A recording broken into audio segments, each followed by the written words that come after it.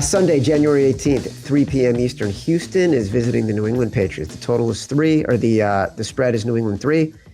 Total is 41. It opened at 2.5. It's still at 2.5. A lot of books. Jumped up at Hard Rock. You know, at this point, Simon, how much are we handicapping coaching in the playoffs? Because right now, no one is better at this than Mike Vrabel. Like, just nobody. The guy just has this team locked in and understands exactly what they're great at and then how to get the most out of them. Hard team to bet against right now. Yeah, I hate this game because immediately it's like I feel like, again, if we were coming off a hot streak, I would be hammering this game. But Texans +3 and a total of 40. I could not believe the total was that high, or the Texans were +3. And this is a game I'll be patient on because we're so early in the week here. I don't need to make a play on it yet, but yeah, we just talked about Drake Maye. That Chargers team was going to be the best defense he had faced this season. You saw him struggle. The Texans are a level way above that Chargers team. This is another level we're going up here with this Texas team defensively. So as much as people are just crushing CJ coming off that game, we talked about that's the Pittsburgh voodoo, baby. That game was going just according to plan. A guy, I think they should have said he might have had 3 fumbles in his career and he had 2 in a quarter. That's just what happens when you get to Pittsburgh. I don't know if it's the same type of voodoo in the Patriots. And, if Christian Gonzalez is playing, if Nikos Collins is playing, okay, I guess they cancel each other out. They both might miss this game. Yeah. And if that's true, I think that favorites Houston, where you've seen Higgins, Christian Kirk. He can do it with these random receivers because the design of their play is they find these huge gaps, and that's what CJ's strength is, right? Pushing the ball downfield to these guys streaking wide open. And, the Patriots now lose their number 1 corner. I feel like that's a way bigger deal than them losing Nico Collins. I've just seen CJ be able to make other guys be number 1s, where Patriots defense, we've talked about it, Gonzalez shuts down half the field. He is exactly what you look for in a number 1 corner. So big injury watch here for both these teams. But yeah, the stats, people know it. I think we gave it last week. Drake Maye, New England as a favorite, 3 points or more. Drake Maye in his career, 11-0 straight up and 9-2 against the spread. And like we said before, that's against, we think, poor competition. We don't really buy into that. And, we ate it last week, but that was really about Herbert not showing up. His defense held them to 16 points. Herbert gave us a nothing burger. I don't see CJ having 2 really bad games in a row. And my fear is that I gave you out those numbers last week. CJ, that was his first road win. I think that was Houston's first win on the road, Texans, organizationally, right? That was the first time in, I think, 7 tries Houston had been on the road and they lost every time. They finally broke through. And I know they were a sleepy pick for a lot of people on Super Bowl run because of the defense. I think it's another spot here where it's like, okay, the better defense with the better quarterback is a dog. Coaching level, I know we give a lot of props to Vrabel. I don't think he's that big of a gap. D'Amico Ryans is a genius to me, especially defensively. So, like I said, I'm not trying to fall into a trap here again because it's like I can't believe they're giving us +3.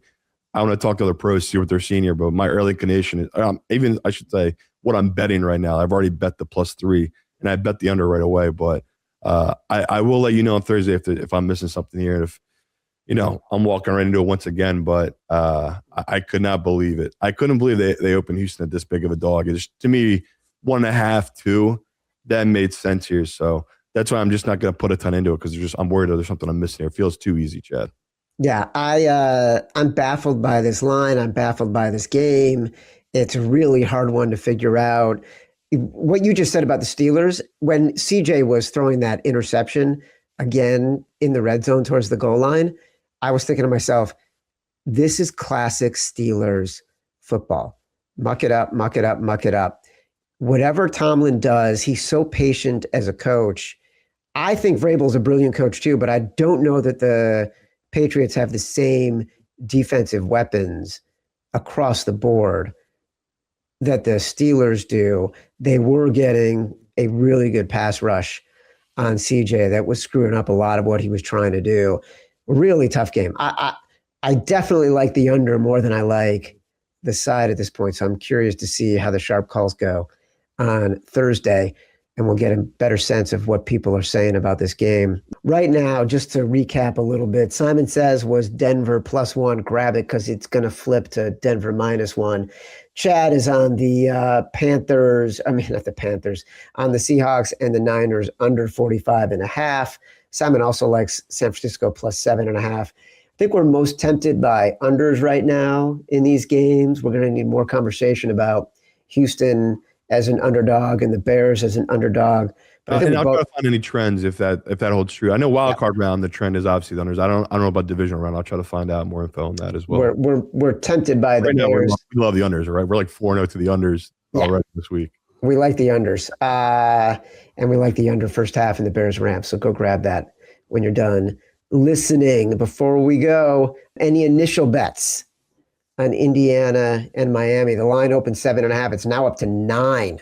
Indiana -9 in the national title game. Anything you're hearing? Anything you like? The pros obviously hammered the 7 when it opened. Not a shocker. The Hoosiers, like you said, it's now moved almost 2 points at a couple books. It's popping 9. I'm going to take the adjusted line. Like I've already bet the -13.5 on the Hoosiers. It just feels like if they're going to win this game, it's just what they've been doing. They're going to roll and blow out this team. And I'm sorry to say, Chad, I'm definitely throwing a bet on the Hurricanes money line. Like this is David and Goliath, and which is crazy to think, but you guys are going for, is it 17-0 or 16-0? 16-0. Never been done.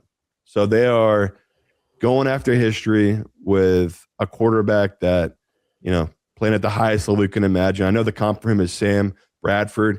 He's Sam Bradford with 25 pounds of muscle and much wider shoulders. Like I'm falling in love with Mendoza, kid. So it's tough for me to say the hurricane things, but I think you're the same way. We've all seen this movie before, right? So yes.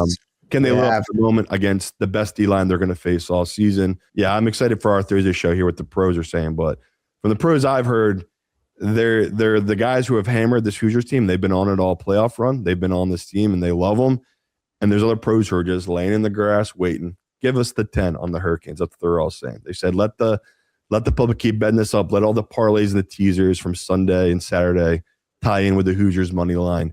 Get this up to 10. So every pro I know that likes the Hurricanes, they're being super patient. And they're like me. It's like, at what point do you have to go the other side? But like I said, if the Hoosiers win this game, it feels like they roll and they blow out. They're just not a team that plays with their food like we've talked about the other teams. They roll you. They dominate you, and they put their full weight on you. So great number by the books. Every time they have the ball at 0-0. Every single time. That's so true. That's the Signetti way. All right, this has been Sharper Square, part of the Volume Podcast Network. Until next time, love you. The road to the Super Bowl filled with unexpected twists and turns, detours, and shattering collisions. But the final prize makes the trip worthwhile.